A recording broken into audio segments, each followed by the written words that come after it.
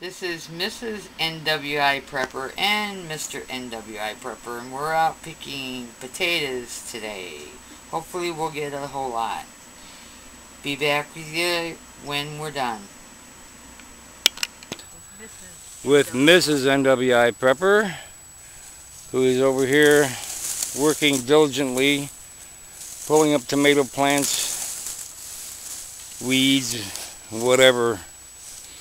And we have sweet potatoes to pick today, red potatoes to pick, onions to pick, and there are plum tomatoes and cherry tomatoes everywhere. We will be back in a while because I'm going to start digging, and we'll get back with you then. Thank you.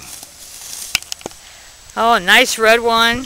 We found the red ones. Baby, new potato. There. And get a couple of new potatoes, which I love. Yeah. He's going to be lucky if he gets any of them. Oh, there's another one. I didn't even know that came out. So we'll be back as soon as we get this box filled up. Oh, here you go. I found a whole plant. We're working. Here, wait. Oh, wait. He wants me to wait. He's found a big plant. Geez. Whoa, big red potato. A couple more. There you go.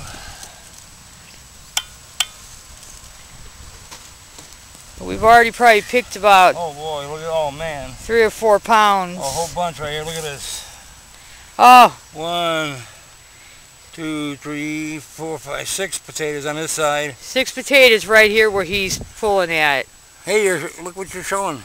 So, we'll be back to you as soon as we get some more. You see these all? Did you show all this? Came out from one plate, one side? Okay. And we're devastating this garden. We really got a lot of white potatoes and they are huge. Show 'em. But the red potatoes, we haven't got too many yet. But that's one of the whites, and then there's a great big red one down there. Yeah, the white. Get that red one. No, the one under it. Well, they're both the same. No, they're not. They're close. See, too big, and we got a bunch of small red ones, which I'm gonna make a beef stew this week with my dehydrated vegetables. So I'm gonna have fresh potatoes to put in it, and onions and leeks. So we'll get back to you. And tomatoes. Hi, just wanted to come back and show you what's left of my chocolate mint plant. And I'm telling you what, it really does taste like the Girl Scout Thin Mint cookies. It is just delicious. And I want to do some baking at Christmas with it.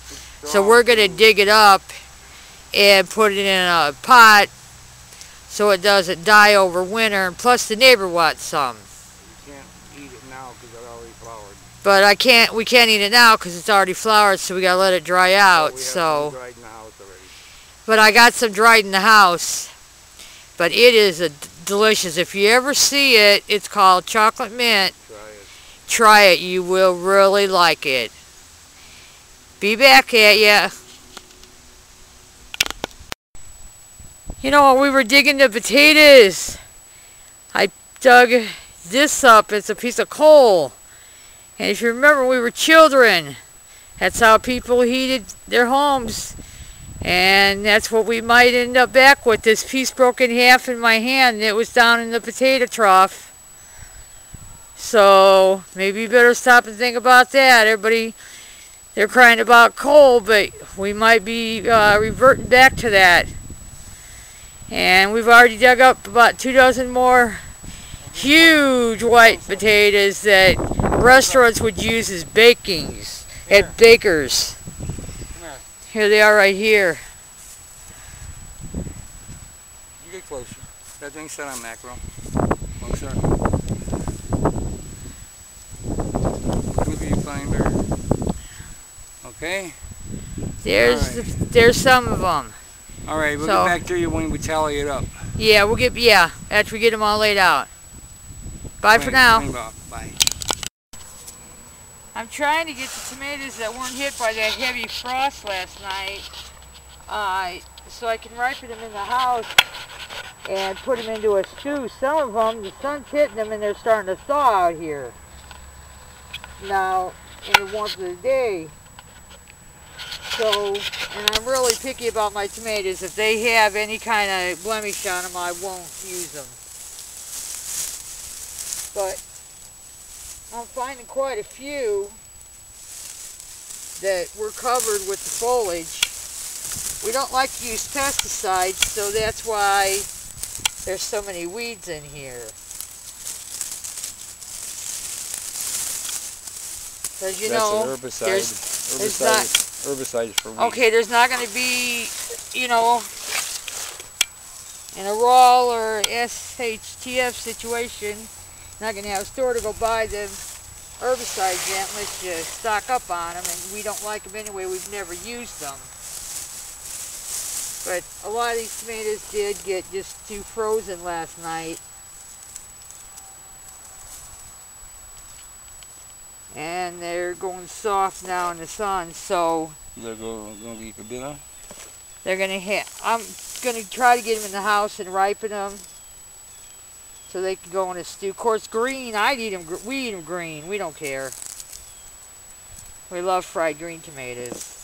But all the red and yellow ones seem to have gone bad from that heavy frost last night.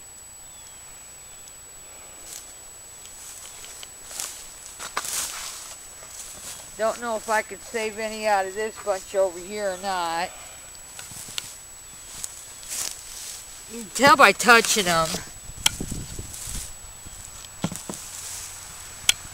And all these, just a couple of yellow ones are still, whoops, you all right? Yeah, are edible. They're not soft, so. And these are so good, they're so sweet. I'm trying to stand over the trough that we picked the potatoes out of. So those are all bad, they're all soft.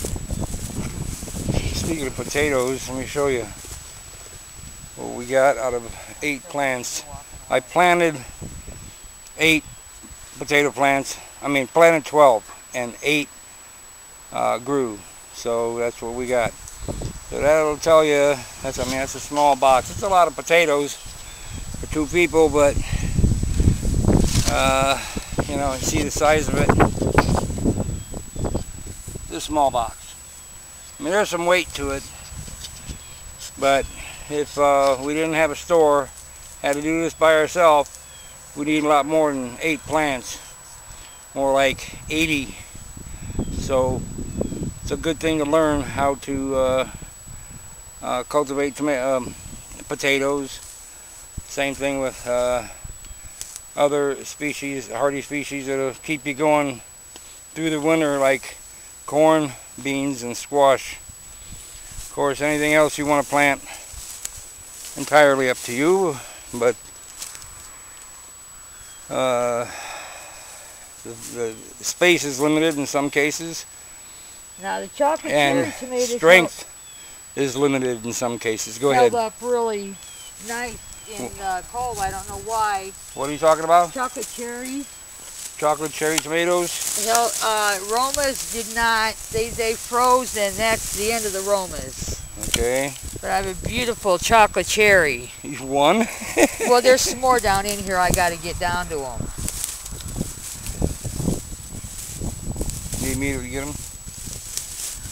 You want to hold the camera and I'll get them? No. Okay.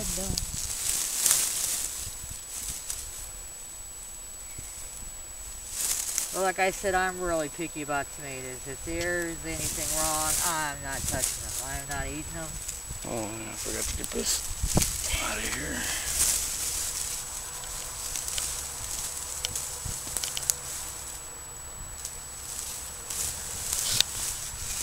Ouch.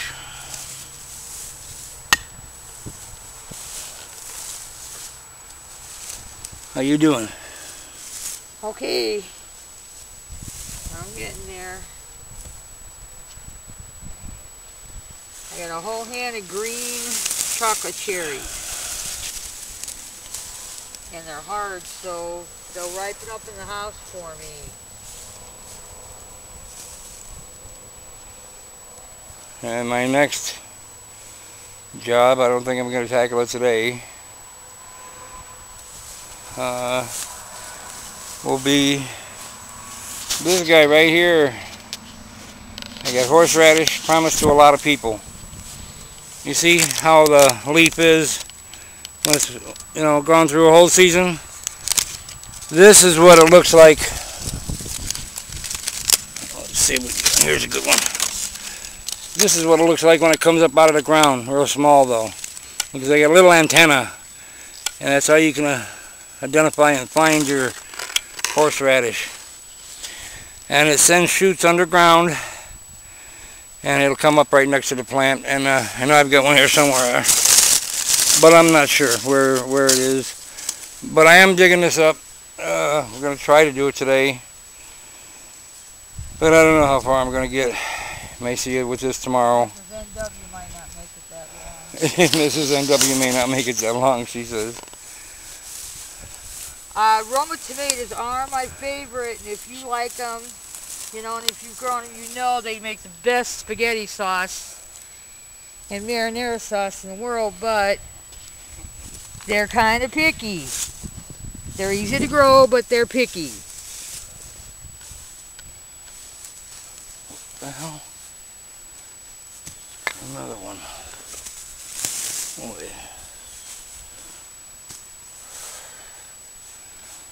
Had bricks holding down that screen over the sweet potatoes because I ran out of fencing, and There's a rabbit that lives under our shed. yeah, rabbits live under the shed, and they love sweet potato leaves. As far as I knew, they were poisonous, but I guess not to a rabbit. We planted, matter of fact, that's our second planting of sweet potatoes, because the first planting we just transplanted them as soon as we got home from buying them, and next morning it looked like we didn't plant anything. They were all gone. So we ran right back out, bought, I don't know, another, what, dozen plants, planted them, and I threw that screen over it to that screen right there, and I threw it over the top of them and anchored it with some chunks of cinder block, and that worked really well. They didn't come back, and you could water through it, sunlight can get through it, and only problem was the weeds, of course, filled it up. And I'm gonna have a time with those, but there are sweet potatoes here, and I can tell here,